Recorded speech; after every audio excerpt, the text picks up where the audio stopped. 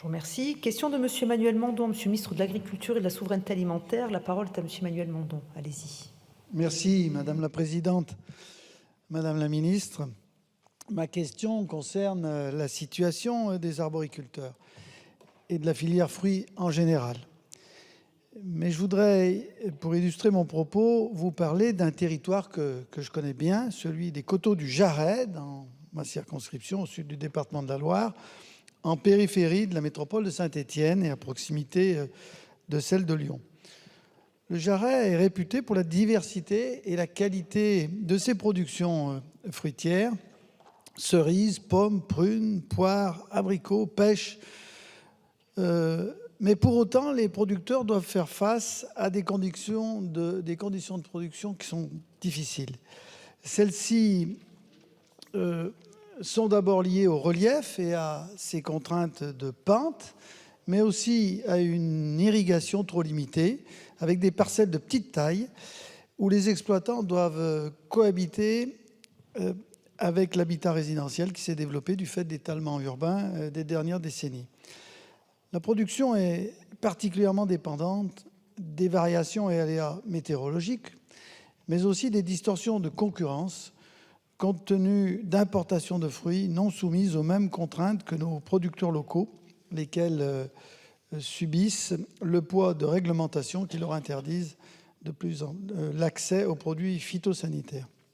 Depuis l'apparition de la Drosophila suzuki et l'interdiction du produit traitant, la production est gravement impactée, avec en moyenne un tiers de production en moins, soit une perte sèche et directe pour le revenu des arboriculteurs. Des mesures alternatives existent, on le sait, elles s'avèrent coûteuses et difficiles à mettre en œuvre. Les producteurs se battent, je crois qu'on doit le souligner. Ils ont d'ailleurs investi, avec le soutien des pouvoirs publics, dans l'équipement de filets paragrèles et de filets moustiquaires. Mais pour autant, le territoire a perdu la... Madame la Ministre, vous le savez, les arboriculteurs sont à la croisée des chemins.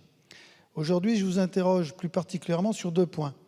L'irrigation du secteur du Jarret, c'est vital, avec un projet étudié à partir du département du Rhône qui permettrait de réapprovisionner en eau les petits réservoirs créés au fil du temps par les producteurs, par les arboriculteurs, et il n'est toujours pas réalisé à ce jour.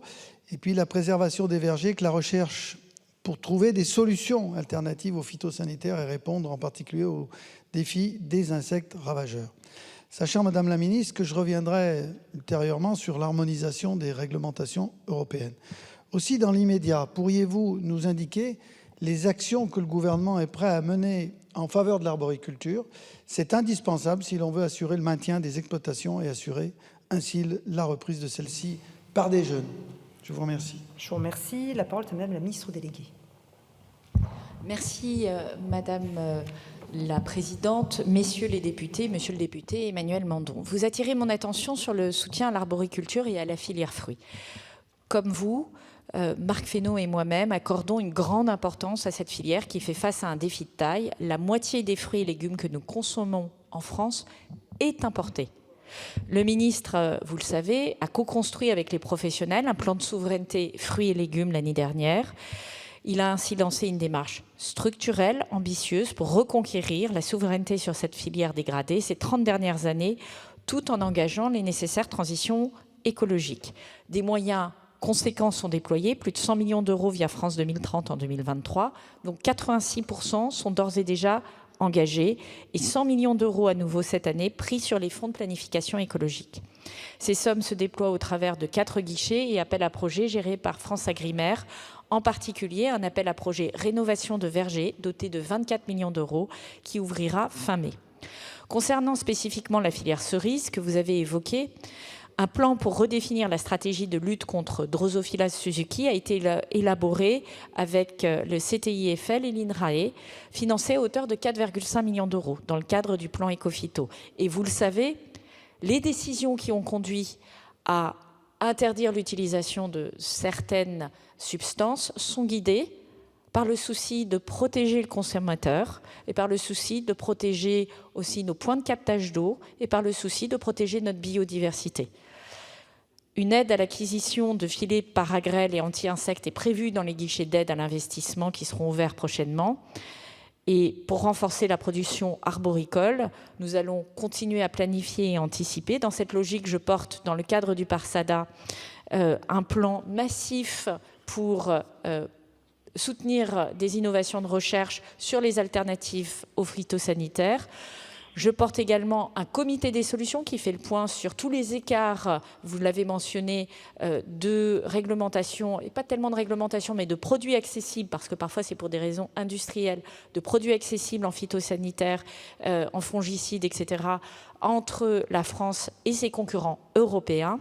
Mon objectif est de traiter les questions de protection des cultures filière par filière sur le court, moyen et long terme, afin d'élargir la palette des solutions alternatives offertes aux agriculteurs, y compris des modalités combinatoires.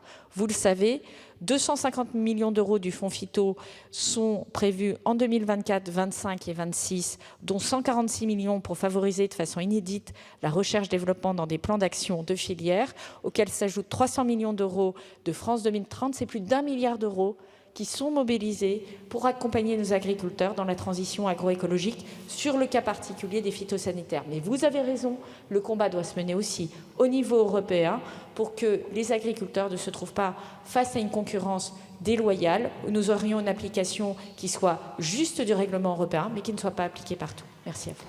Je vous remercie. Question de Monsieur Stéphane